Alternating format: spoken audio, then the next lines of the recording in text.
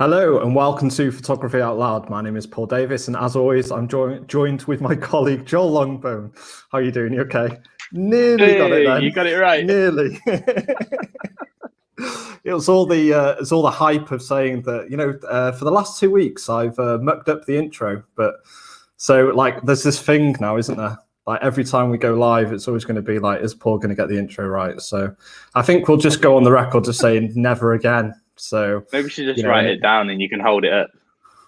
Yeah, over the camera. So, just like hovering it over. So I just hold up a piece of paper and just like cover. Yeah. Or maybe I should just do it. Or I could just say my name. And then if I get my name wrong, there's something even more wrong. Yeah. I don't know how relevant this is, but if anyone in the comments thinks we should change up the intro to Photography Out Loud, drop it in the comments. We'd like to hear your thoughts on how to improve our intro into Photography Out Loud. So yeah, let us know in the comments. Vast array of options. Maybe we should get somebody else to do it for us. Yeah, that'd be great, wouldn't it? Then they wouldn't even need us. Brilliant. Yeah. Oh, yeah. Hang on a second. That's not going to work, is it? No. Interesting week, Joel. Yeah. Why did you say that, Paul? Well, we're very close to putting in a new system, which is incredibly boring. But we've had some news today, obviously, that is sunlight at the end of the tunnel as far as what we can do in Wales. Yeah. Do you want me to carry on? I swear the light's getting further away, not closer. Although I'm very glad that I can go and get my hair cut because it's getting far too long. I'm very, very happy about that. So we just have to wait a few more weeks before we can see all our lovely customers again in person in the shop, behind the screen, and behind masks. But we have had a date, which is the main thing. So we have had the 12th of April. As long as they don't move it again. Yeah. But I think they're pretty set in stone. If everything stays sort of the way that they want it to, we can very, very shortly open back up, which is fantastic news. 12th of April, isn't it? Yeah, 12th of April. Yeah. So exciting times. Put it down in your calendar. Yeah. Just going to have a barrage of people queuing up outside the shop. Indeed. So before we get on with the main part of the show, shall we quickly jump into some of the comments? So we've got Helen with her trademark hello with the dancing girl cat ladies. I can't remember what we decided because she told me off last time for saying it wrong. We said it wrong. Yeah, but she wrote us a very nice review regarding them, so that's good. So thank you for that, Helen. Rob says hi. Hello, Rob. Good to see you.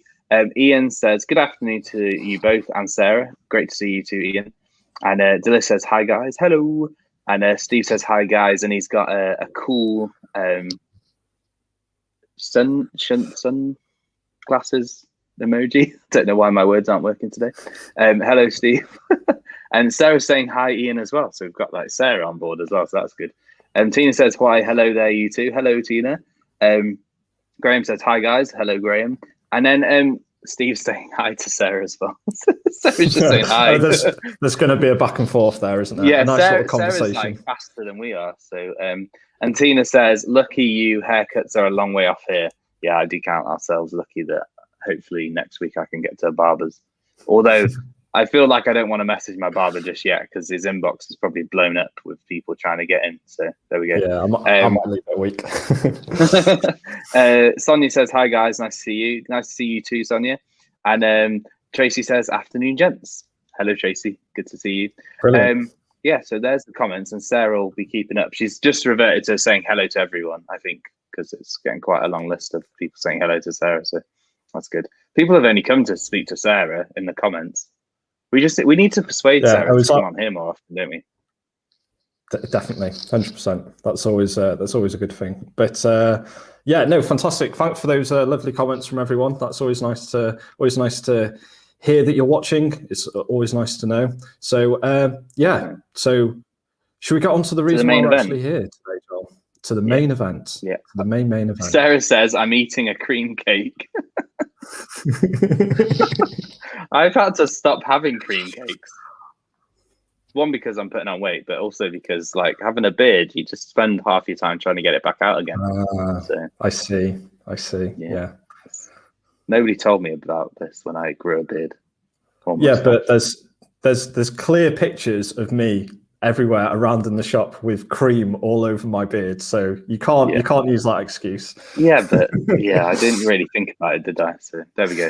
Got to make culinary choices now. Beard friendly food. Right, let's get James on. Oh yeah. Oh, go on then. I love the lag. It's brilliant. Can't wait until we're back into the same room. So go on, Joel. You do a lovely introduction for us. Oh, okay, great. So we've got James from Fujifilm, and it'll say James from Fujifilm. Oh no, it won't, because our names aren't showing. So that's not going to help. He's the other guy with a beard. It's like a beard gradient. You go from Paul to me to James. So here we go. Let's say hello. Hello, James. Hello, James. Hello. Good to have you on. Gradient, but it's a hair gradient too. I'm very jealous of you being able to get your hair cut soon, because this is just horrendous. No, it's looking good. It's looking good. Thanks. The sheepdog that chases me everywhere doesn't think so, but it's all right. Oh, that's fantastic. Absolutely. Just quickly to pick up on a comment in the comment section. Haircut. Steve says haircut's not a problem for me being challenged regarding follicles. And Graham Millett says a trio of beards. There we go. We're gonna have to get people without beards on, just to make sure that people don't think we're kind of, beard exclusive or something like that. Yeah. I think it's quite difficult within sort of lockdown periods, though, isn't it? Yeah, that's true. Oh dear. Let's get started. The reason James is here to talk about Fujifilm products. Indeed. The new XE4 and our new X series lenses. I'll talk about the GFX 100S as well. On what was it, January 27th, somewhere around there. We launched a plethora of bits and bobs. Great use of the word plethora. A plethora. I love quantity, that. A messenger bag of gear. An overload. An amount. A dynamic range. I'm going to go through a very good presentation. It's not going to be too much death by PowerPoint, because that's not the vibe. But I'm going to go through and outline specs and features of the new XE4. Talk about the new lenses for the X series as well. I will do a quick thing on the GFX 100S. If anyone's interested in that, I know it's kind of kept that under the radar, and go through that, and then answer your questions as well. Any questions that you've got, stick them in, and we'll go through and we'll do it. Technical questions are most appreciated. Yeah, just before we bring up the test slides. James. So if you hear me typing, it's not Google. Yeah. Hey Siri. Exactly. Hey Type Alexa. it away. Should we bring up the product? We'll bring it up onto the screen. So today is obviously we are going to be doing lots of Q&A. So if you have any questions regarding any of the Fuji product range, just stick it into the comments and we can get into them. So that's what the comment section for. Use that, ask lots and lots of questions, and we're here to help you answer them. So yes, James, the XE4. Indeedy. So the XE4. We have got, where are we? Is that gonna change? There we go. So basically what we wanted to do was kind of build on the X100V styling. So make it a small camera that's pocketable, that's easy to carry every day. Essentially, if you wanted to boil it right down, like an X100V that you could change the lenses on, is the kind of where we wanted to go with it. And you'll see them next to each other there. They're both very similar. They've got the sharp lines, the nice clear-cut body lines. But as I said, about the same kind of size, but wanting to be able to change lenses, because whilst 23f2 on the X100V is lovely, some people want to go longer, some people want to go shorter. Everyone wants to do their own thing with it. So we designed it to be nice and small. As with the rest of the X series range, the XE4 is now up to the same X-Trans 4. So it's 26 megapixels. It's a CMOS sensor. It's a backlit sensor as well. And it's got the X processor 4 on it. So that's the same processing engine across the rest of the X series as well. The screen on there is nice and tiltable, as you can see. It uses the full X series range of lenses, as you would expect. and the video on it is very good, which we're going to come to in a bit as well. There's a lot of spec thrown at you in one slide. Red.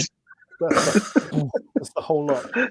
It's like somebody's forgot to put them onto the other page, and they've just gone like, "Oh, damn! We need to add all these other lovely little things." Get the red pen out. There's the usual stuff that you would expect. So your face and eye autofocus is improved from the XT3 because it's the new sensor. It's the same sensor as on the XT4, XT3. -7 EV PDAF. That's with the 50mm f1, which is always good. The focusing is very quick to lock on, as we can see there, 0.02 seconds. 30 frames per second, continuous blackout shooting, electronic shooter, all that stuff, which is all good.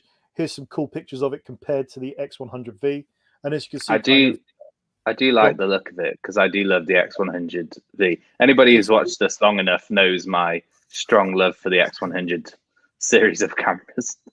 It's always a very popular range, and I like the X100. I've always liked the X100 series because it just does what it says on the tin. It's small, compact, awesome quality, and it just does 100%. What it does. For street photography especially, it's wonderful. As you can see here on the top plate, that's the 100V at the bottom here, and then the XE4. The easy way to tell is that window there for the ISO. But you can see the layout is very similar. Yeah, it's crazy how close together they are, aren't they? Exactly. I mean, obviously, the X100V's got the dual viewfinder there as well. The XE4 is an electronic only, but that's going to be fun going into the bag and picking one of those out quickly as to which one I get. Fingers crossed I pick out. Is that a common issue, is it, James? It's the first one. I have too many cameras. I know. It's the end of the world. Fuji employee problem. Yeah, it's a bind. So there they are next to each other just there. We've also got some accessories coming out. Finally, a thumb rest, an official thumb rest. Well, there was always an official thumb rest for the X100 series, but it was kind of only available in Japan. And it had X written on it. It was really lovely, but we've finally done one now. So that's going to come across. The metal hand grip as well will be good, especially if you're using it. Will it fit the X100V? I'm going to go with the official answer, which is it's designed for the XE4. I'm sure it'll end up on one of my cameras, on all of them, to be fair, especially my X Pro 3. Pass is the honest answer. When I get a chance to try it, I will. Let me know. Yeah, absolutely. We'll see what's what. The metal hand grip we can see there, that's got an Arca Swiss plate on it as well, so that'd be good for using it with longer lenses or just popping it straight onto a tripod. And there's a black leather case for it as well. What sort of case is it? Is it half and half? I think it's a bottom half only, but I'll check. Okay. Sure. So the screen on it, it's a flip out screen as you would expect. It's a 180 degree, but it also, as you'll see just up the top here, allows you to do selfies or video with it. So for stuff that's Paul's favourite feature, isn't it, Paul? Yeah. Well, it's good for stuff like this because I'm using an XS10 with a 1655 on it at the moment. If anyone's wondering about the white balance, it's because I've got natural light and artificial light, and it's all over the show. So situation, not camera. But for you should have put it in Acros. You know what? I would happily do it all in Acros. Green filter. That's it. Just go classic. But the screen there can be used for when you are using it. Selfies if you want to, but mostly for kind of video as well, especially when you're using it with the webcam, which is all good. Shutter speed dial is still as we know and love, but with programmed auto as well. So instead of having to set the aperture ring to A and the shutter speed dial to A, you can just pop it into P and away you go. The Q button's moved from over here to up here. Still using the MPW126S batteries. It's the same as the rest of the X series range, apart from the XT4, obviously. And has a UHS-1 card slot in the bottom. Now that 380 frames per charge is SEPA rating, so obviously in real life we get more, but that's what they're rating at, which is slightly improved over the XE3. If it's anything like the rest of the range, I'm going to be expecting kind of 800-900 shots ish, depending on your usage, but somewhere in that ballpark. Is it charged via USB-C? I'm going to come to that, but yes, it does. Okay. So the viewfinder, same as we used to, kind of 2.36 million dot viewfinder, nice and bright, nice and punchy. The LCD screen is a touch screen. It has got this kind of layout as well about the film simulations on it, which I like, because it gives a little bit of info on there, which is all good. The autofocus lever, our joystick for moving around, we all know and love that. Drive and delete. The controls they're nice and self-explanatory. They're nice and easy to use. And as with the rest of the Fujifilm range, you can set a lot of them as function buttons if you want to. Me, for example, I don't tend to use AEL or AFL because I'll have exposure lock on the shutter button halfway. Same with autofocus lock. So I will probably set that button to be an ISO button or a film simulation button. Sure. But you can change them as you want to. Film simulations, there they all are. As we were talking about Acros. Acros, just down there. Pretty much makes me hungry for some reason. Yeah, we found James's thing, Acros. I love Acros. I took a photo on my 50R and put it on Instagram in Velvia, and got a message from the marketing manager going, "Is your camera broken? Do you need to send it back?" Because it was color rather than black and white. Because black and white life is the way. That's funny. That sounds like Paul Sanders, doesn't it? Yeah. You know what? Very common ground. The pair of us just weld it to Acros. It's all good. But sunsets and sunrises in Velvia are all good. This doesn't necessarily show the benefits of Velvia entirely, because for really punchy sunrises, sunsets, Velvia is lovely. But there's a whole range. Or the circus. Entirely. Eterna bleach bypass there. If you want to go for the kind of the gritty stuff you're filming, or Eterna normally, you can choose what you like. There is a free downloader for Capture One Express as well. So this is what I was talking about for kind of the screen. Obviously, if you're using a mic on the camera, that flip up screen will be behind the mic. At the moment, I'm running a separate thing out. But if you are using it in camera, you can do. So it's nice and easy to use. And here's some video spec. So let's see if there are any people doing video in the chat. But for those that are interested in it, DCI 4K 30 frames per second. So DCI is 17:9 instead of 16:9 at 264 with no crop. You can use the Eterna film simulation, but also the Eterna bleach bypass in any of the film simulations. If you're recording externally, it's 4210-bit, 4208-bit. If you're going internal, that's 200 meg per second, and that's log. So we talked about the USB-C port earlier. You can use that for headphone or microphone. Slow motion, face and eye detection. So that face and eye detection will work for videos. It does in still, so you can pick out subjects left or right eye, or set it to auto, and that will track back and forth, up and down, and left and right. Silent control is when you're using it through the touch screen rather than clicking or clacking any of the dials, especially if you're recording on camera. And then you've got all the usual kind of video bits as well. So your tally light shows that it's recording. It's the light that flashes, always constant. Your time code as well, so you can work out what frame you want to go for. Zebras for contrast, and all sorts of bits and bobs like that, really. Good times. Yeah, so we got the USB-C to headphone, micro HDMI, 3.5mm head microphone, all self-explanatory. And as I was saying, built-in webcam. So this will work the same way as this is. So this is being controlled through what do we call it? Something really obvious like webcam. Yeah, webcam 2. It's the Ron seal of the camera industry. Exactly. What it's like for the GFX 100S, it's like pixel shift. It's pixel shift. That's what it's called. No stress, no drama. Other varnishes are available. It just does that. And then just to summarize, so we've got the 26 meg backlit X-Trans CMOS 4, which is the current generation. So backlit will mean that the circuitry is behind the pixel face rather than in front of the pixel face. So you're letting more light into the sensor for a given ISO or light level or whatever. But also as well with a backlit sensor, because the circuitry is behind the pixel face, you can have more circuitry, which means the processing can be faster. Your face detection will be quicker. The focusing overall will be faster. You can do a whole lot with it. The processing engine, the quad-core processor, is the processor 4, which is the same as on the XS10, XT4, X Pro 3, the whole lot. So DCI 4K, film simulation, Eterna, bleach bypass, all the rest of them. The new screen up on top here. 100 frames per second for the refresh. I didn't mention that for the viewfinder. Is very, very pleasant, especially when you're panning. Quite significant. Yeah, exactly. Because for a smaller camera, people tend to expect it to be used for documentary or fairly static stuff, maybe parties or something like that. But you can actually start using it with a refresh rate like that. It's very useful for shooting wildlife and sports, especially if you put the metal hand grip on. You can use it with a longer lens like the 5140, the 100-400, or the new 70-300, which I'm about to talk about. Or if you want to go really hardcore, the 200 f2, which I have done, and it was just lens body. I was going to say that's bonkers. It's good fun though. It's like 200 mils enormous. Yeah, it's a beast. But it does need the grip to make it really kind of comfy. And as you can see, the weight is not a lot. 365 grams is not much at all.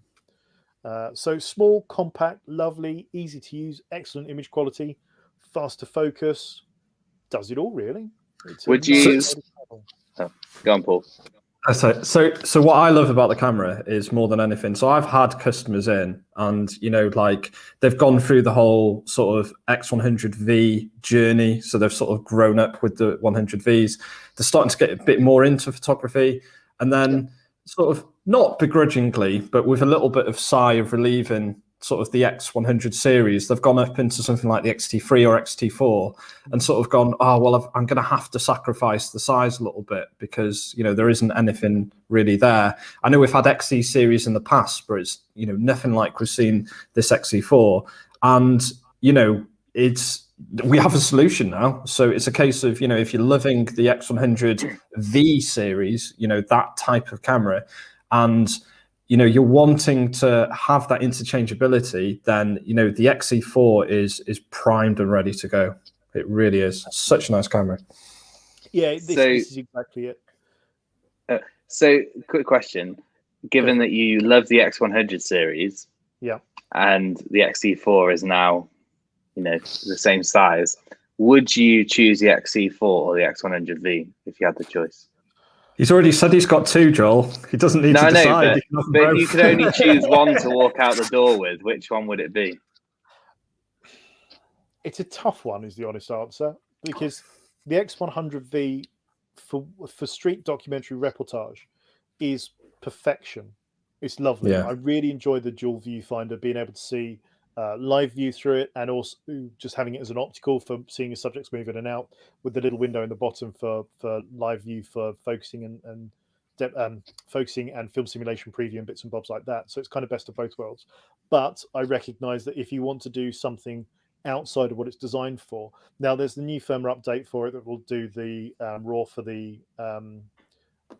digital teleconverters, so that's all good. But if you wanted to go very wide, for example, so something like, I very much like using the 16mm 1.4 and the 16.2.8, and being able to go to that wide is for me a good thing. And perhaps if I wanted to go a little bit longer, so something like the 50mm f2, which is nice and small and compact, I enjoy using that lens as well. So it depends on if I want the flexibility. It's kind of like, if you buy a toolkit, do you want a beautifully hand forged, perfectly made spanner that's 10mm, or do you need a full toolkit? And if you only need a 10mm spanner, go with the X100 series. It's phenomenal at what it does. But if you need to be doing other stuff as well, then the XE4 is more flexible. Do you think Fuji can make us a 23mm that's the same size as the 27mm? I'll ask them. But the 23f2 is about as small as that can be made. But I love 23mm though on APS-C. Well, it gives 35 effective, which is kind of, if you look up how to do street photography, page 1, line 1, chapter 1 is get a 35 f2. So a 23 f2 is perfection. So to answer your question, it sounds like a cop out, but it depends. It depends what mood I'm in.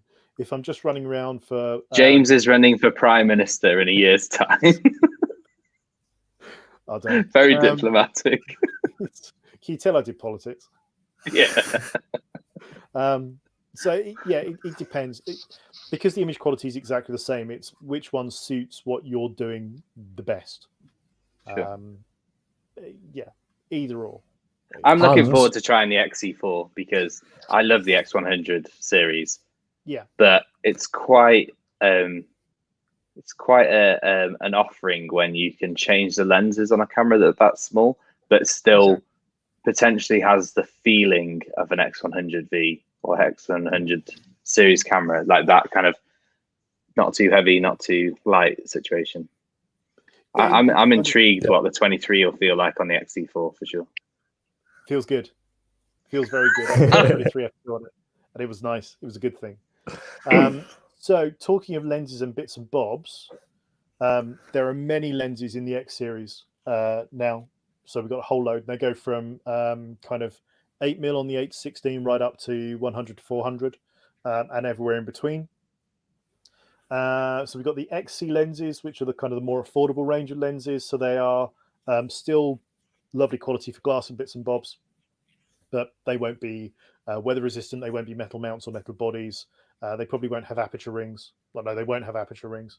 Then the XF is usually, well, metal body, metal mount, aperture ring, weather resistance, bits and bobs like that. Then you've got the red badge zooms, which are our 8-16, 2.8, 1655, 2.8, 51, 40, 2.8, and 100, 400, or in 35mm, was it 12, 24, 24, 70, 7200, and 150, 600 effective. And then if you want to go really hardcore for video, we've got the MK lenses as well. Which Who is putting an MK on an XC4 is what I want to see. Somebody rocking around with one of those monsters on the front. Yeah, but I mean, with the it puts a 200 on it. Hey? Yeah, that's true. Why not? Go for it. So we've got the new 10-24 f4 WR. So that's we updated the 10-24 to have improved image stabilization and weather resistance as well. And also we put an aperture ring on it that has the actual number of the aperture on it, because normally on a variable aperture zoom, you can't put numbers on the aperture ring, because depending on where you are in the focal length, the aperture will change. Now on the 10-24, it's always been an f4, but it still had a variable aperture ring on it. Now it doesn't. It actually says what the aperture actually is, which is all good. And as it says there, we increased the OIS as well to 3.5 stops. If you're running it on a body that has image stabilization on it, like the XT4 or the XS10, that'll work with the body as well. So that's new. And it's got the A position lock as well, which is quite nice. So it locks in A if you're using it as with command dials, or you just want to stick it in automatic. And then the new 27mm 2.8 WR. Again, similar kind of thing. We put an aperture ring on it with 2.8 written on it, so it's actually got the aperture on it properly. It is weather resistant, and that pairs beautifully with the XE4. And not only the XE4, you've got your XT30 as well, or any of them. An X Pro 3, if you want to have something quite small and pocketable and discreet, then you can do. You'll see there it's 84 grams, which is 2 Mars bars ish. The standard measurement is 2 Mars bars. Measured in Mars bars. There should be a 50p piece in there to show you how big it is compared to a 50p piece. We should do that. It's about it's very. If anyone's seen the previous version of the 27mm, it's a little bit bigger than that, but not by much. That did not 6.5 stops IBIS with the XT4, and same quality as the original 27mm as well. So it's nice and 6.5 stops with the XS10. Would it be the same as the XT4? No, I think it's slightly less with the XS10 because it's the unit's slightly smaller. I'll check. Cool. Give me a second. As I say, if you hear me typing. Hey Siri. Somebody will answer in the comments and go, "No, James, you don't know what you're talking about." So that'll be David Yeoman. Where are we? No, he's just saying a name. Yeah. 100 set further back into. Yeah, it's true. Yeah, fair. Absolutely bob on. Richard's in the group. He's saying we have a few T4 MK combo users. We do. And Dibs is saying 3 bags of crisps. Dibs knows. Yeah. So but that's even harder though. Although Mars bars is the same, because are they fun size Mars bars, celebration size Mars bars, Mars duos? Put in the comments if there's any Mars I've missed. Well, should we go for an imperial measurement and go in Yorkie bars? Yeah. But you can get Yorkie duos, or you could back in the day. Yeah, aren't Yorkies like cancelled? That's. I didn't hear that. Sorry. So you can't tell from my waistline, but I didn't know that you could get Yorkie duos. The camera's up here only. So right, 70-300. It kind of bridges the gap. So we've got the 55. This is a popular lens, isn't it? People have been waiting for this for a long time.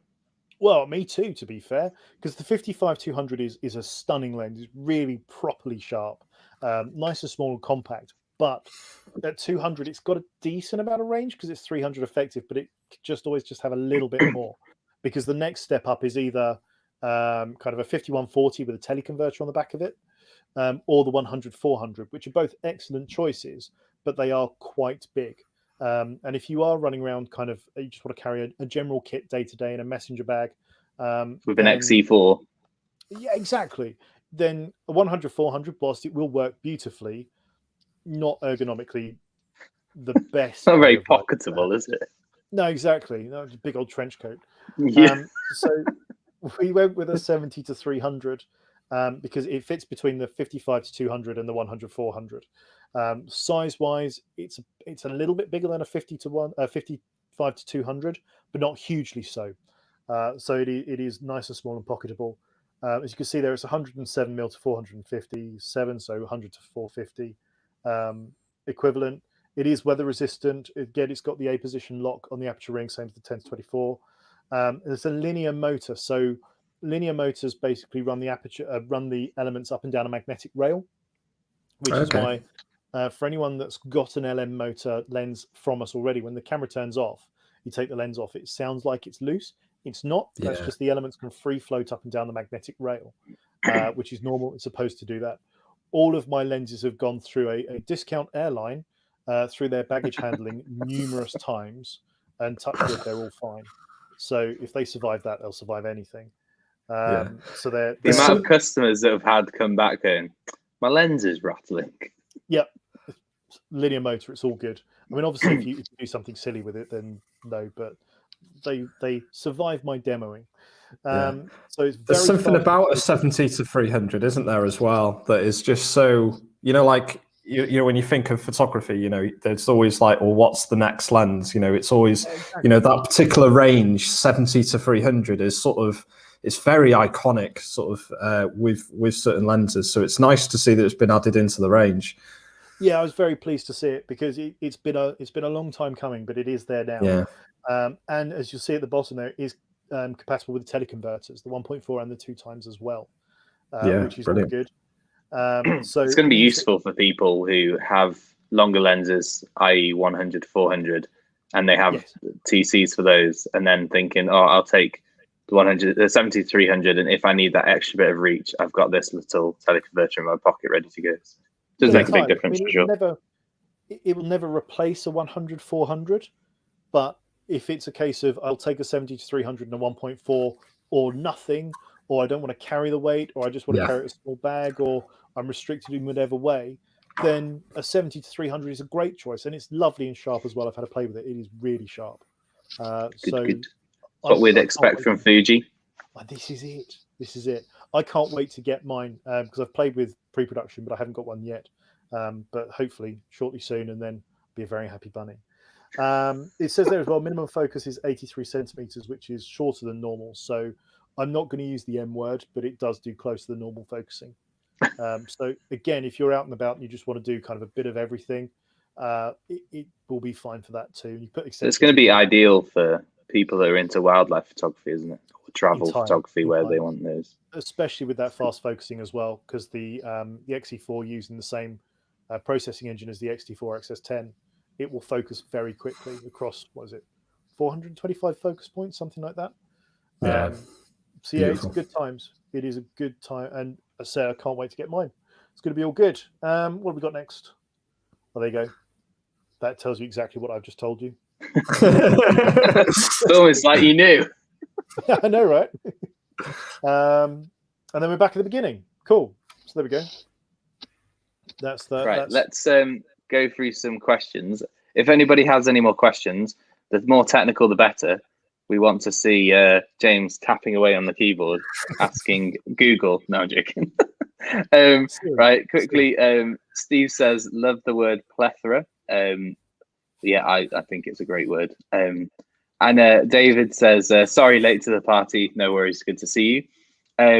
And Graham says, "XE4 question: how do I change the focus type as you've taken the button away?"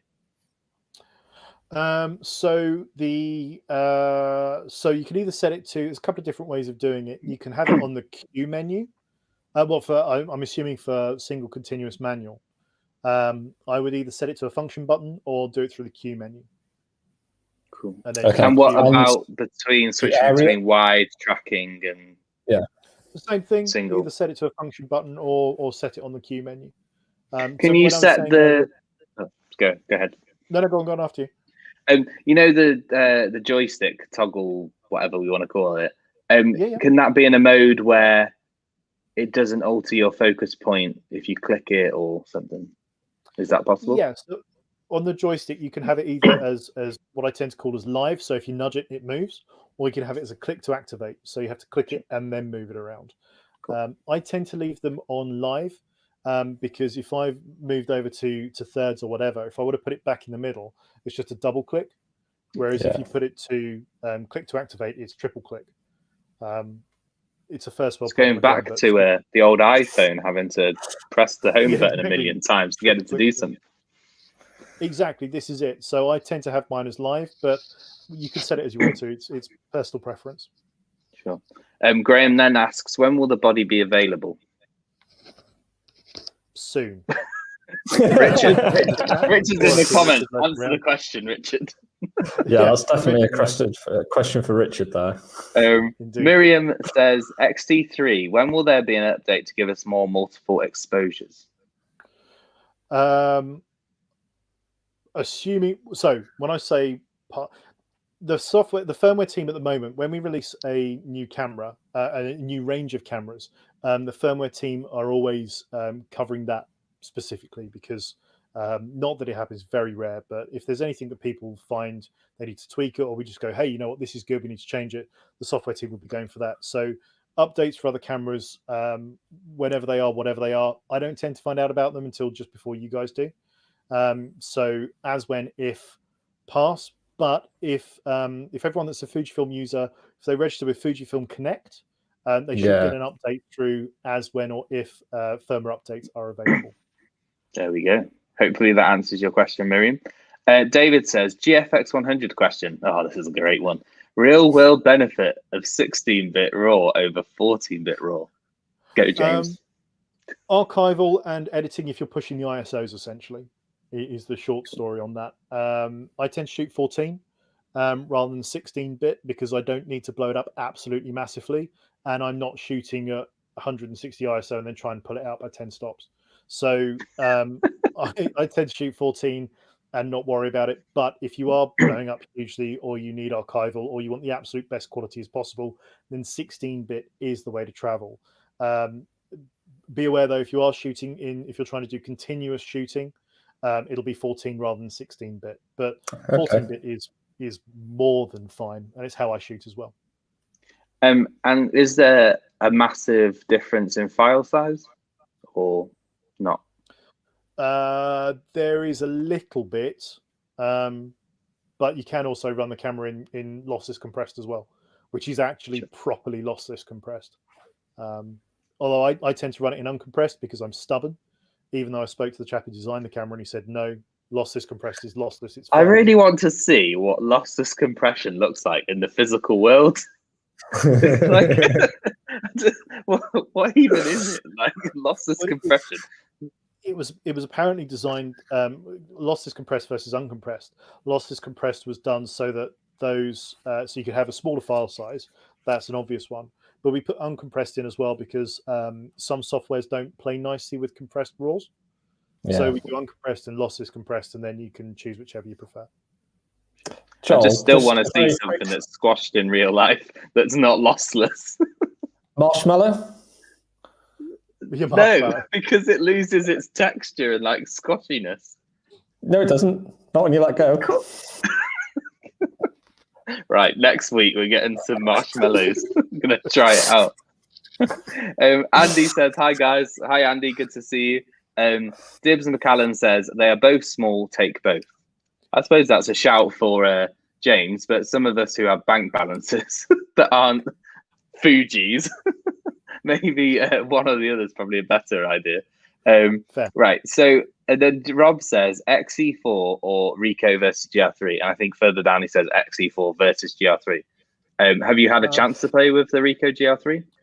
Yeah, I've always got time for Ricoh. They are lovely cameras. Especially for the street work. Yeah, absolutely. What they do very well.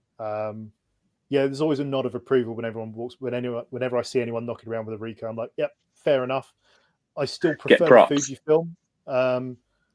That's because the X-Trans sensor, because of its color layout on the sensor face itself, I like the colors that come out of it, and I like the fact that the image is extremely sharp as a result, because you don't need an anti-aliasing filter at all. And it's not being fudged through software or anything. It's spot on because the pixels are more randomly placed. And also, I love the film simulations that we get because, of course, with Fujifilm, I grew up shooting Fujifilm. And as I said previously, Acros is the way. So I've got the only way. Yeah, entirely. I've got time for Ricoh. They're lovely cameras, but for me, an XE4. And the XE4 comes in silver. That's because it matters. You can get the Ricoh with a little orange band around it. Yeah, now for the street style. Yeah. So, okay, I think you touched on this one in response to me slightly thinking about the 23mm, because I really do love the 23mm, but because of sensor position in the body, that's not possible, which makes complete sense.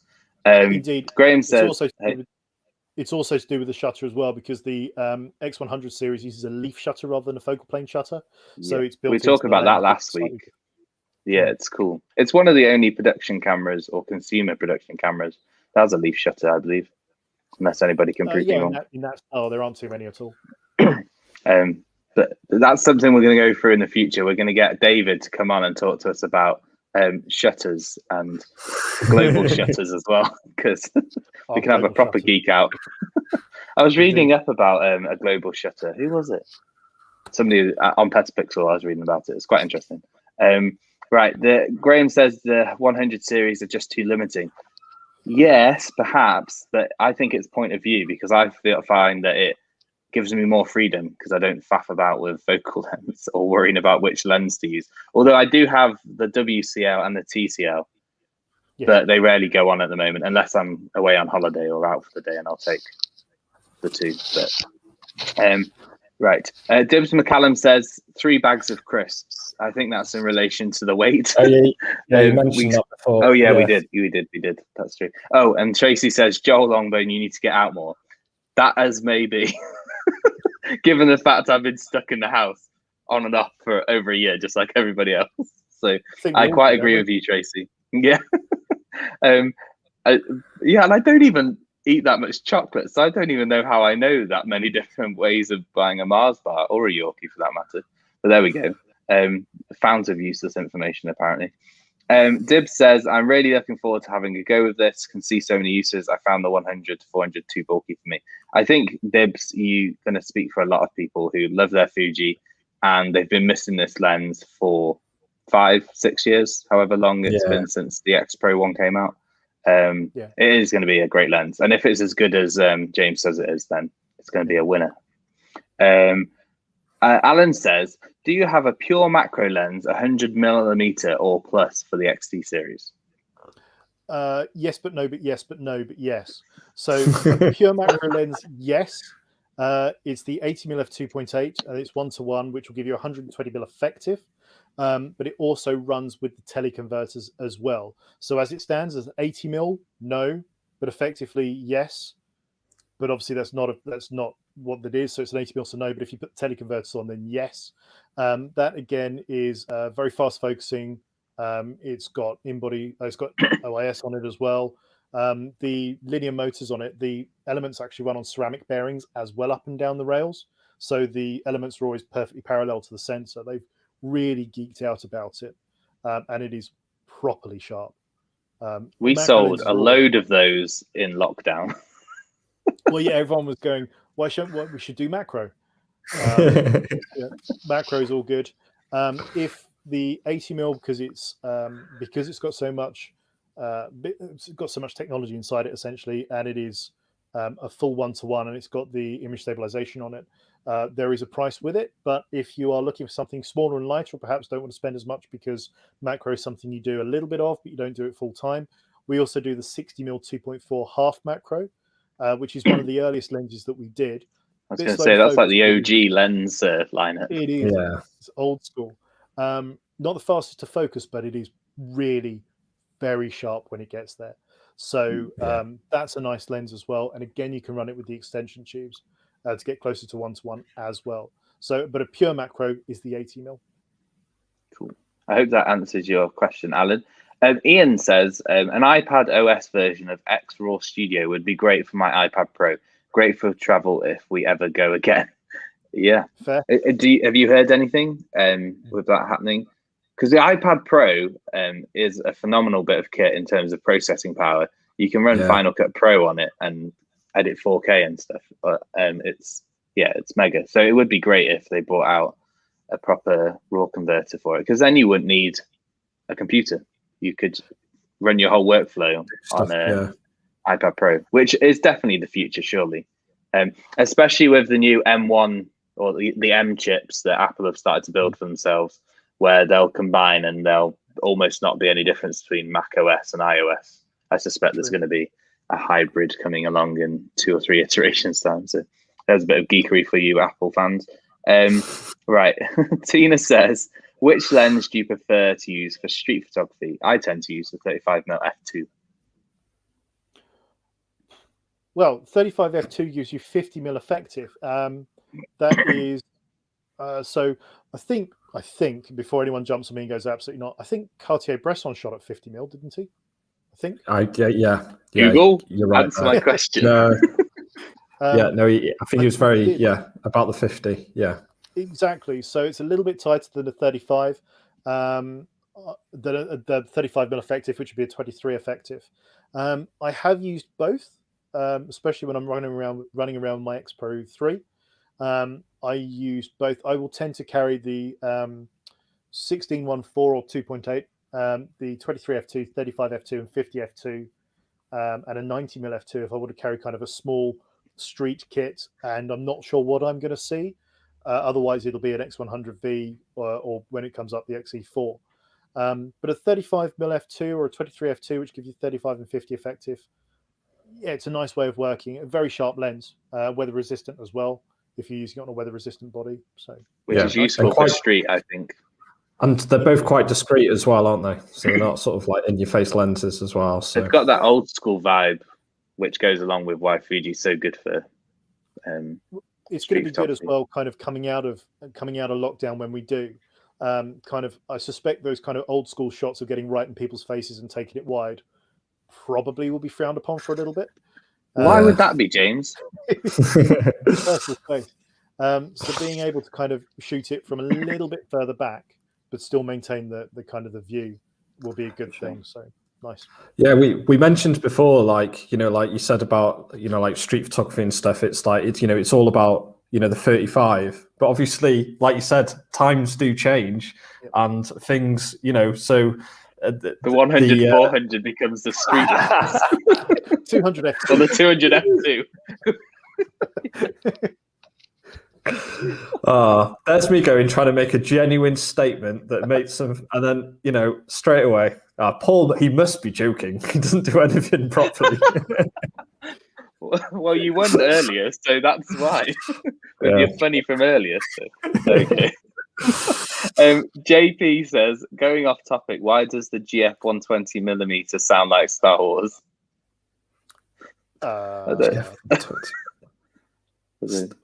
Pass. I'm assuming the kind of the wearing of bits and bobs. It'll be the image stabilization unit, and I'm sure it's got an LM on it as well. 120. Yeah, I think it has. So it'll be the linear motor and the image stabilization unit on it. When I don't know, you guys must have it as well in the store. People will try a lens that has image stabilization in it, and because you've got like the ambient noise of the store, just general noise. Yeah, I don't think we notice. And then they go home and they're like, it's making funny noises and it's juddering. What's going on? Yeah, because we have stuff in the shop and we're like, we can't hear anything because obviously there is sort of ambient and stuff. But yeah, I suppose when you're in a room and you can just hear that little tick tock of the clock in the corner, and you're just picking up your camera to sort of play about with, you're going to hear absolutely everything. You could probably hear some little electronics firing in the camera probably somewhere as well. So, but exactly that's it. The small animals that power the camera. Better not talk about electrics. Yeah, Paul had a bit of a Paul had a bit of a moment with electronics a while back. We'll leave that there. We'll leave that there. That's why his hair's standing up a bit higher than usual. Oh dear. Dibs says, "Oh, sorry. Go ahead." Sorry, yeah, in all seriousness, like generally when you're in an environment where you're going to be using the lenses, that's probably an environment where the noise isn't really going to make much of a difference and is probably not going to put you off anything that you're actually doing as well. So, sorry, Joel, back to the comments. Sorry. Dibs says, is there any plans to allow a closer zoom in to review your shot before taking it when in manual and raw so you can make sure the details are 100% sharp for things like wood grain or details on rocks? Good question. So when you are using, where are we? Yeah, so when you are shooting in manual focus, for example, you can click in the rear command dial and wind it in. You can get pretty close in. Whether or not you can go closer than it currently does, pass, I guess that would be a firmware thing, but at the moment it's click in the rear command dial and wind it all the way in, and that gets you as close as it can at the moment. And the click goes to your focus point, doesn't it? Yeah, it does. It does. It's a very useful function. Graham says James is, or image stabilization, a politician. So there we go. And Richard says shipping now. I'm guessing he's referring to the XE4, I think. Miriam says, yes, it does. Thank you. Will the XE4 have multiple exposures, i.e. more than two, like the XT4 does? I'll be honest with you, I didn't check. It's a short answer Fair for enough. that. I can find out. But if there's anything in here that I don't know the answer to off the top of my head, I'll get back, I'll find it and answer it as soon as I can. Yeah, sounds good. No, that's fantastic. It's always what we like to hear. Yeah, definitely. Graham says the 7300 is the same weight as the 55200, which I'm not sure how many crisp packets that is or how many Mars bars, but maybe Google will tell us that. So it's a multi-pack of Walkers. McCoys? Or a McCoy? No, not too big. Graham says about how do I order the XT4? It's not on your website. I'm not sure why it's not showing up, but I think Richard's put it in a link below, so hopefully that's working okay. If not, we'll fix it. Alan says, yes, thanks. What price is the 80mm macro and with the converter? I'll have to check what the latest price is. Yeah. And do you mean, you said teleconverter, do you mean the teleconverter or the extension tubes? No, Which teleconverter. would you? Okay, cool. Yeah. And you'd recommend the teleconverter over the extension tubes? They do different things. So different things. Will get you further focal length and also W magnification, but your the extension tubes will bring your point of focus closer, so it'll increase your reproduction ratio. Yeah, there we go. There's the answer. And one's cheaper than the other. Yeah, it's true. Capture One, Andrew says Capture One is working on M1 compatibility, which might open the door to an iOS version. I hope that's true, because that would be fantastic for so many people who really don't want a laptop and will just chill out in front of the TV with their iPads and be able to crack on with their editing. I think that would be cool. Interesting to see what GFX 100S files would do to it. Yeah, I think it'd be okay. I think it'd be all right, but it'd be an interesting test. Tina says, I have the XT3. What was she referring to? Where are we? Oh, about the street. Yeah, with the lenses. Yeah. Makes sense. And then, Andrew corrected himself at iPad OS. No worries. Johnny Moe says, even though I don't have a Fuji, it's been quite interesting to hear all about another ecosystem. Clearly a nice bit of kit. It is. It is a great lineup. And it definitely has its strengths. And I love the color science. Like you've been talking about Acros a lot, but I really love being able to shoot in Pro Neg standard. Yeah, Pro Neg standard is nice. I like especially for like portraits and like with my kids. I think it's quite a nice kind of soft where are we? Pro Neg standard.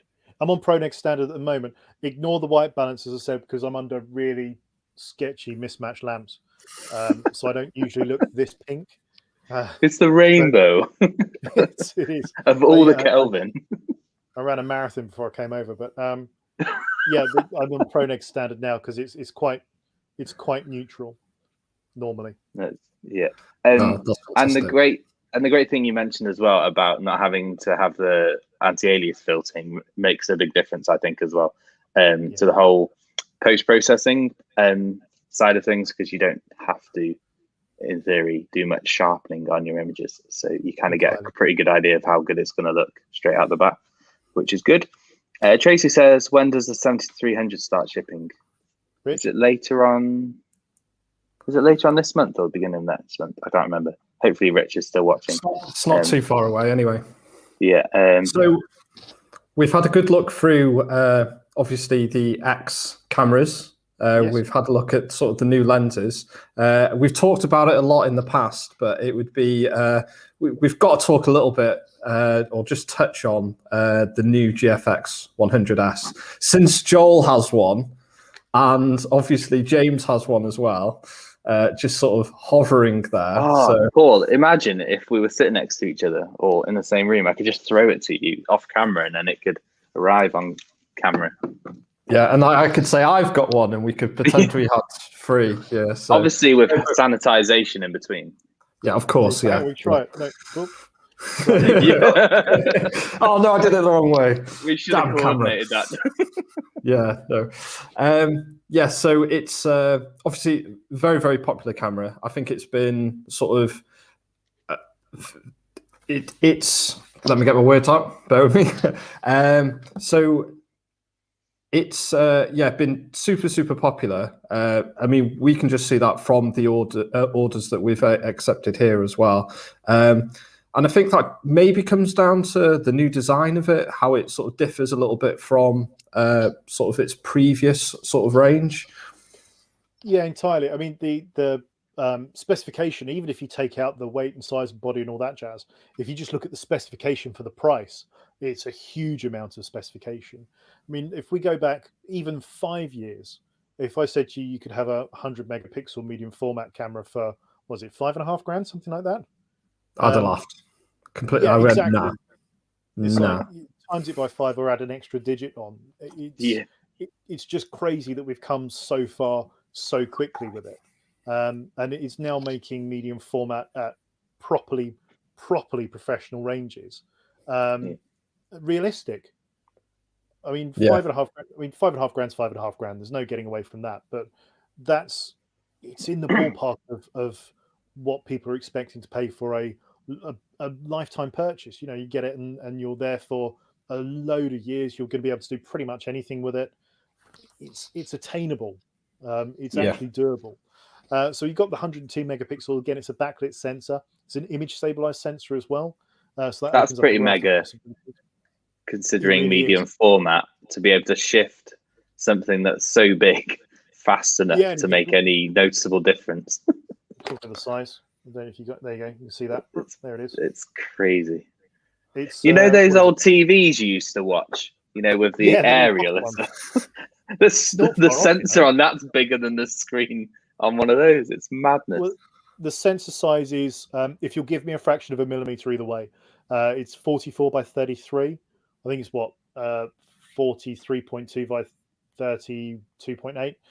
44 by 33. It's got a 55 mil diagonal. So that's 70% larger than full frame. Or 1.7 times larger than full frame. If you want to do your focal length multiplier to work out what the lenses are back to 35 mil, it's a 0.79 times, which is 21% off.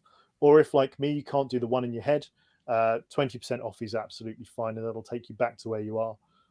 So we'll go with an easy lens. A 250 is a 200. 63 is a 50. 45 is a 35, and so on and so forth. But the image quality out of it is fantastic because it's a 4:3 aspect ratio as well.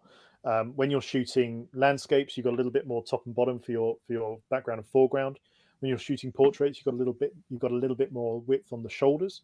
So normally, to get that extra space around the subject, you'd either have to move back and use a longer lens, which will change the compression on the face, or just live with the fact that it's really tight in. So you've got that flexibility that the sensor gives you. because it's a larger sensor as well. You're going to get shallower depth of field relatively for an aperture, so you're going to get especially nicer separation on the 80 mil. Yeah, the exactly. depth of field on the 80 mils like a hair. It's wafer thin. It's crazy. The depth of field works out roughly about 2/3 of stop shallower than what it's reading if you're comparing it to full frame, give or take, but about 2/3. So even on like the 110 f2 as well, it's properly shallow. So you've got that too. You've got your graded tonal range as well. It just has a. It sounds a bit cliche, but it just has a feel about it. Yeah. And obviously being 100, especially in Across. Yeah, exactly. As one of my customers said, he's shooting a GFX 100, which is same sensor in it, but the bigger version. He said that with the 120 f4, when he's shooting portraits, because of the resolution on it, he can crop into his subject's soul, because you can just go right in, just all the way in. And it's just like, I don't know if that's cool or like creepy. the details there. So you've got a load of it, but again, you don't have to use all 102 megapixels if you don't want to. If you're shooting a different aspect ratio, I also like to shoot 5x4 because I shoot 5:4 film. So a 5x4 crop isn't too much on the sensor at all to lose it. If you want to shoot square, you can do. If you want to shoot kind of 65-24, which is the old school, TX1, TX2, the really wide 35mm cameras. You've got that as well, and you don't have to sacrifice a whole load of resolution at all. And then you've got the rest of the things. So we've got the nostalgic negative, which is the new film simulation, which is kind of a 1970s kind of very warm feel. I need to try that out on the weekend. Yeah, it's nice. If color's your bag, it's a very kind of, it sounds weird, but it's like a friendly film simulation. Everything looks nice and kind of warm and fuzzy, but not fuzzy unsharp. Fuzzy's in a nice feel. I don't think there's ever going to be a case where the GFX is unsharp, unless we're talking about things that are out of focus. In the bokeh, it's ridiculous. Yeah, definitely. Paul and I were talking about this, and we're quite interested to see if Fujifilm will bring out a 50 with image stabilization, because we think that probably will hit the sweet spot in terms of, because even though the IBIS, which is fantastic and a kind of an engineering marvel, like you cannot just use the GFX like you would any other camera. It still requires that dedication to the shot, which I think is fantastic. Because of the pixels as well. Yeah, and the micro movements, it's like it's mental.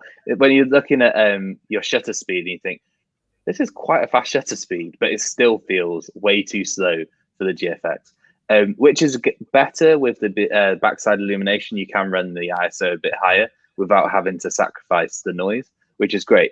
But you're talking about that feel.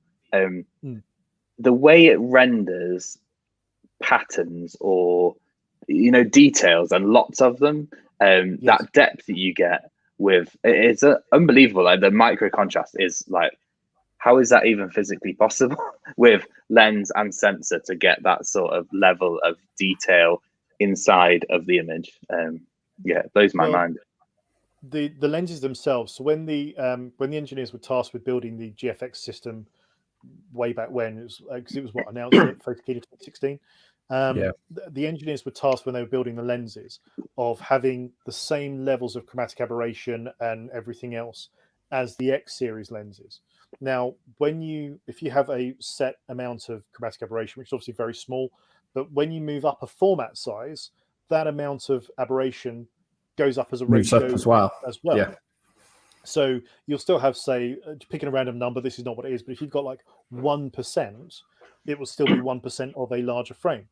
Now, the engineers, when they designed the lenses, made it so it had the same physical amount of aberration as the X series lenses, which is not a lot at all, barely any, if any. So to have that on the GFX lenses means that proportionally you've got even less than you would have anyway, designed at the top level. So they are extremely sharp for that reason.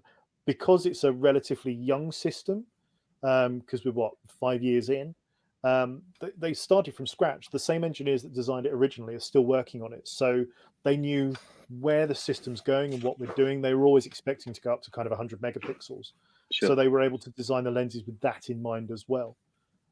There's not 150 megapixel sensor coming out anytime soon, then, James. No one tells me nothing. I don't know. Yeah, I don't know what you feed them at the Fuji design team there, because they just can't seem to make a bad lens. It's just like it's not physically possible for them to do it. They, anytime they sort of churn out anything that is in testing or whatever, that's not even anywhere close to being sort of perfect, then back on the chopping board and let's redesign this again so it's absolutely perfect. So because I've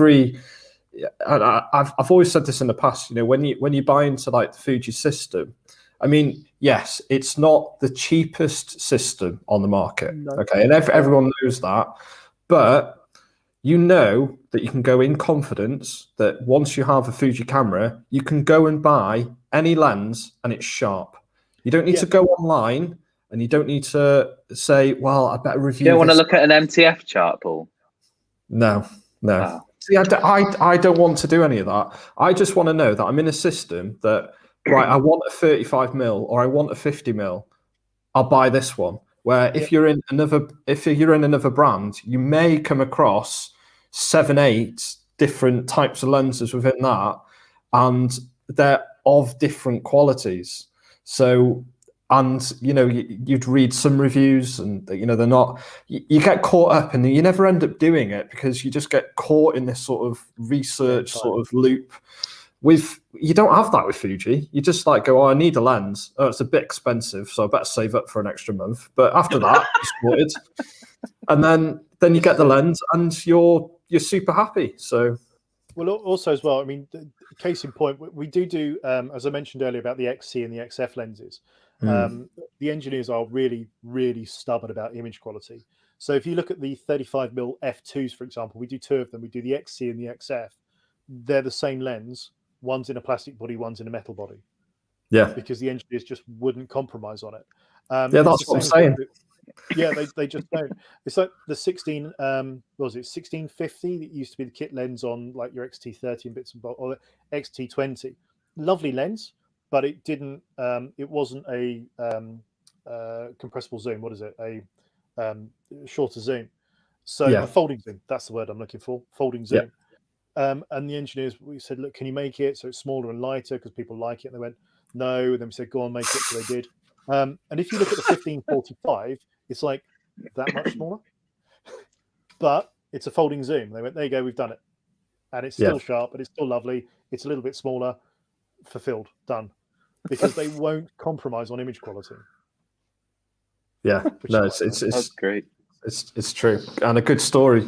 Good story. Right, just before we finish up then, Joel, should we hit just a couple more comments? Yeah. So here's one. Erica says, do I need a XT4 in my life, or is an XH2 on the cards? Ooh. Because she loves her XH1.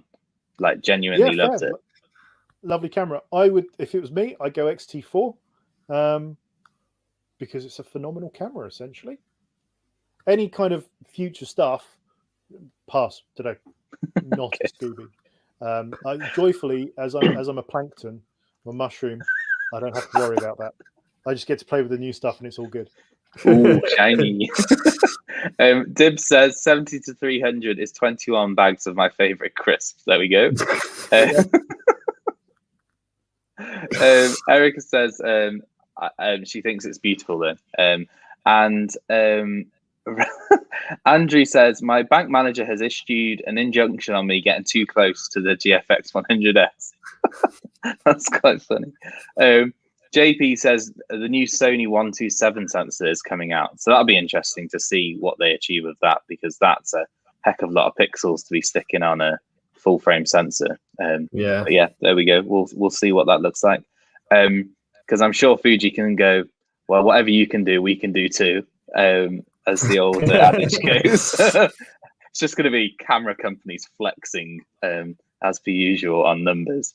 And then Dib says the 1855 is a stunning lens. A lot of people turn it on workshops. It is. It's one of those lenses, 2.8 to f4, that people go, oh, it's a kit lens. Do I need to get a better lens? And almost invariably, you just say no. Because I'd happily shoot anything on that lens. It's fantastic. Well, it's kind of like the way I always told it to people was that, yes, it's a kit lens and it's kind of an entry lens, but it's like having a entry-level Porsche 911. Yeah. Yes, it's the entry-level one. You know what? That's quite a great analogy. Yeah, 100%. Tracy echoes the thoughts of Dibs on the 1855. She's sad that she ever put it in. So, Andy, I don't even know what Andy. You're gonna laugh at a comment. At least put it on the screen before you try and start reading it. This one. My GP has a backside illumination. The seat caught fire. Right, Paul's off now, Andy. We'll blame you for that one. Erica says, no, I've got an XT3 already. I love my XH1 more. See, I told you she loves her XH1. So no problems with that. It is a lovely camera. So good. There you go. Steve says, I enjoyed that. Thanks, guys. We're glad, Steve. Great to see you on. JP says it's 127 medium format. So that's interesting. It'll be interesting to see what they do with that. So yeah, there we go. Massive thank you, James, for coming along and answering our technical questions and joining in with the humor that apparently we have. Thank you for having me. Not of.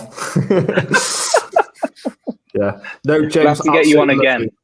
Yeah. No, it was a real joy. It really was. So yeah, we're just going to finish off. So we'll pop you into the green room for a second. Where it really pushes you off screen.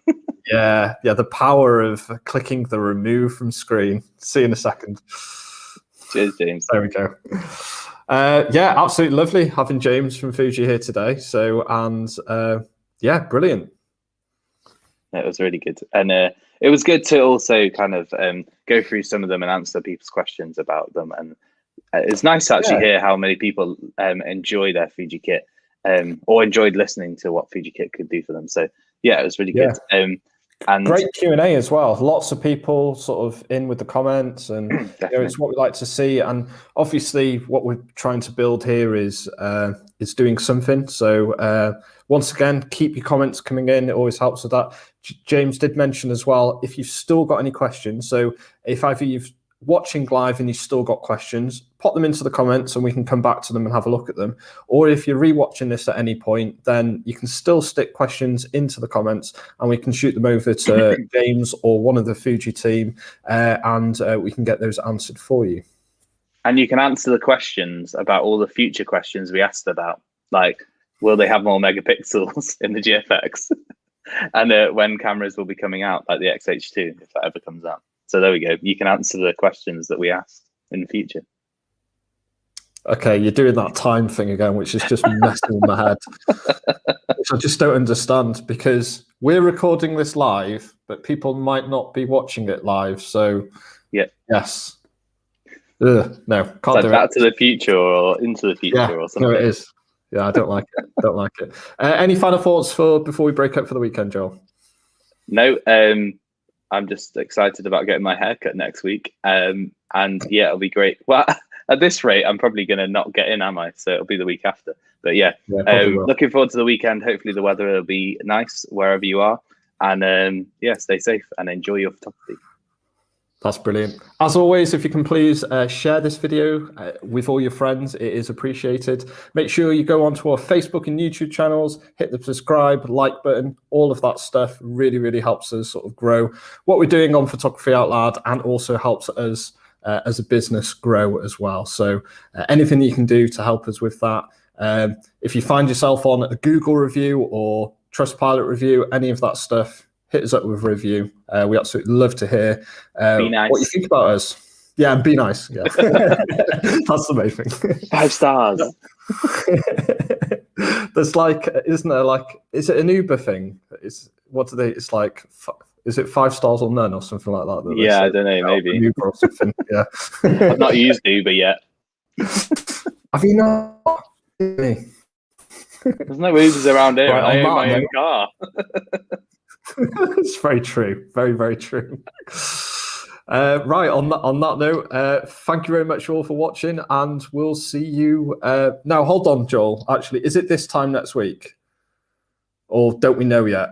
There might have been... Well, just watch the schedule. It'll either be watch Thursday the or schedule. Friday. Yeah, there might have been a slight miscalculation in dates. So, but it will either be back next Friday at 4:30 or next Thursday. But yeah, keep an eye on our Facebook and YouTube channels. We'll put it up well in advance just so you know what's actually going on. But until then, we'll see you for now. Cheers. Bye now.